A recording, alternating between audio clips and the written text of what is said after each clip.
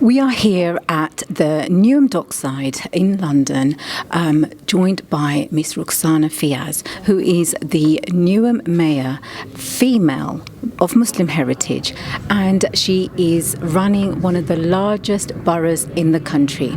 She has given us a presentation about the challenges and opportunities which are being faced in Newham, and we will later on find out about her thoughts and a little bit more about how she can elaborate on some of these challenges which Newham is facing.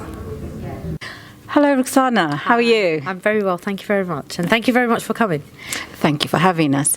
Okay, just briefly, you have said a lot about challenges and opportunities which the London Borough of Newham communities are facing and worldwide, how you have compared it.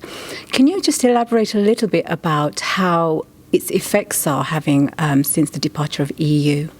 So I mentioned during the presentation and the briefing that I gave to you and other journalistic colleagues that Newham has seen the highest number of applications for EU settlement status anywhere in the country. So some 65,000 people have applied, which gives you and points to how diverse our borough is.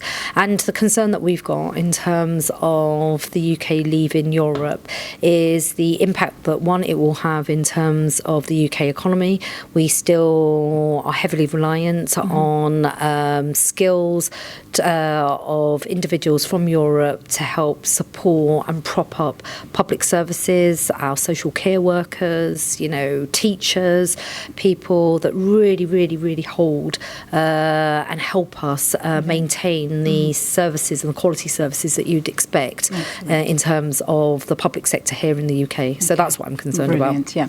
And also, if you can touch upon a little bit about the individuals, maybe like one or two specific things about how these job inequalities, the social housing inequalities that are taking place, anything you can mention specifically that has been done or is going to be planned to actually have this eradicated.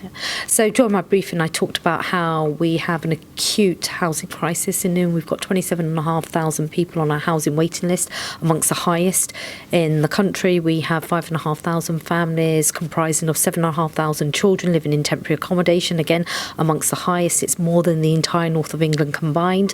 So already we have started with the most ambitious housing delivery programme that this council has seen. I promised 1,000 homes at social rent levels, because we've got to make sure that when we're building homes, it's homes that our people can afford. And at the moment, a lot of people can't afford homes. We have 68% of our residents living in the private rented sector, but 48% are defined as living in poverty if you take into account housing costs and rents, because we have an acute issue of poverty here in this borough.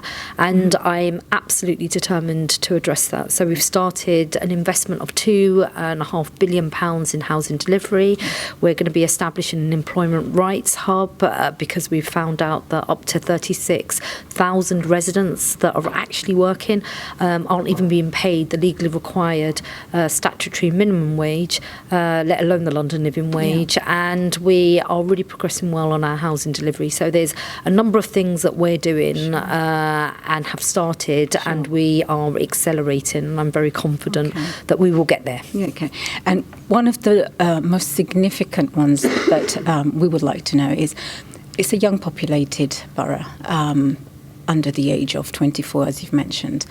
What things are actually in place? I know you've got plans that you're going to expand on. What specific things are in place? I'm only actually saying this because we've had few students, I'll mention a couple of school names, Eastleigh Secondary, Cumberland, even Keir Hardy Primary School's kids, saying, do we have any zones where we can go, youth centres, I mean, do we have, Canning Town, Beckton, those areas, even Stratford, is lacking, they can't seem to find. What youth facilities, are we doing, or do you have in? So when I stepped into office, and it's really interesting questions that are being asked by young people, and I'm so glad to hear that, because clearly it demonstrates an appetite, and clearly it reflects the promise that I made is a very pertinent one and one that generates lots of interest. And the promise that I made when I when I stood for election was that we were going to be investing in our children and young people, and I was going to be doubling the number of youth hubs in this borough. What I had to do in terms of priority, when I stepped into office, we only had 3 full-time workers, 7 part-time workers, in a borough that has the largest number of under 24-year-olds in any borough in the country. So 38% of our resident population is under the age of 24. That's the biggest anywhere in the country.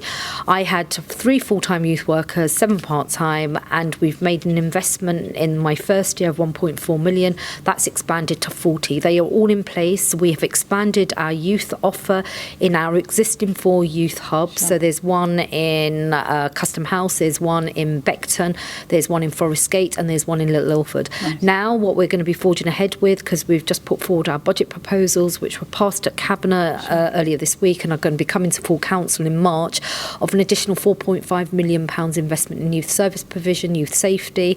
And in addition, we're building a programme of youth services and youth activities in all of our community libraries. So there's actually quite a lot for young kids to do. What we're not really good at doing is communicating, and communicating in a way that young kids can find out about, because we're not well versed in Snapchat. Sure. Do we have dates when these things will actually take place and be off the ground? Just in terms of the existing youth provision in the 4 current youth hubs, those are all available on the website and via Twitter, and they're advertised in our Newham mag. And then in terms of the 4 additional youth hubs that I've promised, subject to the budget being passed on the 3rd of March, we will be in a position to open our first new youth hub in Stratford. Stratford's going to be our flagship youth hub in the spring, late spring, early summer. Brilliant. Okay. Thank you very much. That's okay. Thank you very much.